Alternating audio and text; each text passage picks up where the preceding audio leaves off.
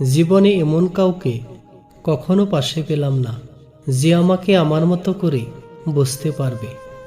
বিশ্বাসটা রাখতে শিখুন, না হলে সব কথাই মিথ্যে বলে মনে হবে। কাউকে বোকা বানিয়ে নিজেকে বেশি চালাক মনে করো না। মনে রাখবে, সে তোমায় বিশ্বাস করেছিল, তাই তুমি তাকে ঠকাতে পেরেছ। পৃথিবীতে যদি কঠিন বলে সত্যি কিছু থাকে, তাহলে সেটা হলো মানুষ চেনা। অবহেলা করলে লোহাতে মরচে পড়ে, আর আমরা তো শুধু মানুষ মাত্র।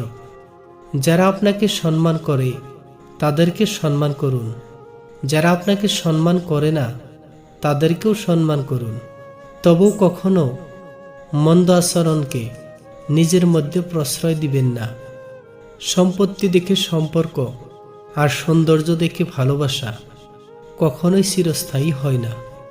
জীবনের রাস্তাটা একটু উঁচু নিচু হওয়া দরকার, কারণ মসৃণ হলে জীবনের মর্মটা বোঝা যায় না। একটা সত্যি কথা কি জানো তো, মুখ আর মুখোশ এখন চেনা বড় কঠিন। সব প্রতিশোধ নিজে নিতে যাবেন না, কারণ তাতে তার আর আপনার মাঝে কোনো তফাৎ থাকবে না। বরং কিছু প্রতিশোধ সময়ের উপর ছেড়ে দিন। সময় আপনার হয়ে বড় প্রতিশোধটা ঠিক নিয়ে নিবে। সব কিছু ফিরে পেলেও ছোটবেলার সেই দিনগুলো কখনো ফিরে পাওয়া যায় না। যতটুকু আমি পেয়েছি ততটুকুই সন্তুষ্ট আমি। তবে হ্যাঁ, আমার কাছে টাকার চেয়েও সম্মানটা অনেক দামি। অবহেলা খুবই ভয়ঙ্কর একটা জিনিস, যা জীবিত একটা মানুষের বেঁচে থাকার ইচ্ছেটাকে মেরে ফেলে।